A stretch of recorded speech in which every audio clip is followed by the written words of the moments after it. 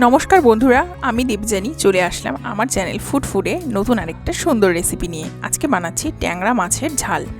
রেসিপিটি এন্ড পর্যন্ত দেখো, আশা করি তোমাদের খুব ভালো লাগবে। আমি এখানে ট্যাংরা মাছ নিয়ে নিয়েছি, তার মধ্যে নুন আর হলুদ দিয়ে দিচ্ছি 1 টিস্পুন করে। তারপর ভালো করে মেখে রেখে দেব কম করে 10 মিনিট। 10 মিনিট পর আমি মাছগুলোকে সর্ষের তেলে ভালো করে ভেজে নিচ্ছি। একটু কভার করে ভেজে নেব, কারণ যে সমস্ত মাছের ডিম থাকে সে সমস্ত মাছ কিন্তু তেলে দেওয়া মাত্র ফুটে ওঠে। তো ওই জন্য আমি লিড দিয়ে তারপরেই কিন্তু মাছগুলোকে ভেজে নেব লো টু মিডিয়াম হিটে রেখে। মাছটা ভাজা হতে হতে এই সময় আমি একটা মশলা তৈরি করে নেব। আজকে মাছটা রান্না করব কালো জিরে দিয়ে, অর্থাৎ কালো জিরে বাটা দিয়ে।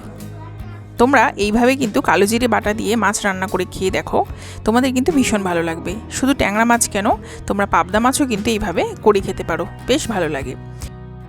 2 টেবিল স্পুন আমি এখানে কালো জিরে দিয়েছি। তারপর দিয়ে দিচ্ছি স্বাদ অনুযায়ী নুন, দিয়ে দিচ্ছি 1 টিস্পুন মতো হলুদ গুঁড়ো, তারপর দিয়ে দেব 1 টিস্পুন জিরের গুঁড়ো, তারপর দিয়ে দেব 1 টিস্পুন মতো ধনের গুঁড়ো, আর দিয়ে দেব কাঁচা লঙ্কা। কাঁচা লঙ্কাটা তোমরা তোমাদের ঝালটা ইচ্ছা খুশি মতো দিতে পারো, কম বেশি করে। তারপর একটা ভালো মিহি পেস্ট তৈরি করে নেব। মশলাটা তৈরি করতে করতে আমাদের কিন্তু মাছগুলো বেশ ভাজা হয়ে গেছে। মাছগুলো উঠিয়ে নিচ্ছি, এবার এই তেলেই রান্নাটা করে নিচ্ছি। দিয়ে দিচ্ছি কালো জিরে ফোড়ন 1 টিস্পুন, তারপর পেস্ট করে রাখা মশলাটা আমি দিয়ে দেব। তার সাথে মিক্সির বাটিটা ধুয়ে একটু জল দিয়ে দিচ্ছি। একদম শুকনো করে নেওয়া পর্যন্ত কষিয়ে নিতে হবে মশলাটাকে। আর এরই মাঝখানে দিয়ে দেব হাফ টমেটো।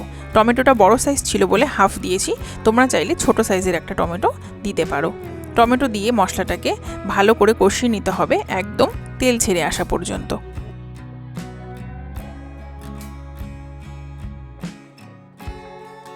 এইভাবে কালো জিরে বাটা দিয়ে কিন্তু তোমরা আরও অন্য অনেক রকম মাছই খেতে পারো, সেগুলোও কিন্তু বেশ ভালো লাগে।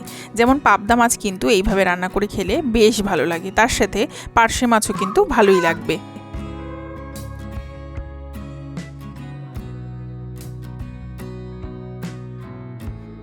খুব কম সময় কিন্তু এই রান্নাটা হয়ে যায়, আর বেশি কিছু ইনগ্রেডিয়েন্টস কিন্তু লাগে না, অথচ স্বাদের দিক থেকে কিন্তু দারুণ হয় খেতে। তোমরা বাড়িতে বানিয়ে খেও, আর আমাকে কমেন্ট করে অবশ্যই জানিও যে তোমাদের কেমন লাগলো। তো দেখতে পাচ্ছ মশলাটা কিন্তু একদম ড্রাই হয়ে গেছে।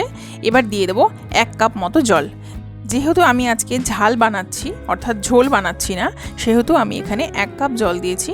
তোমরা যদি একটু গ্রেভি বা রসা খেতে চাও, সেক্ষেত্রে জলের পরিমাণটা আরেকটু বাড়িয়ে দিতে পারো।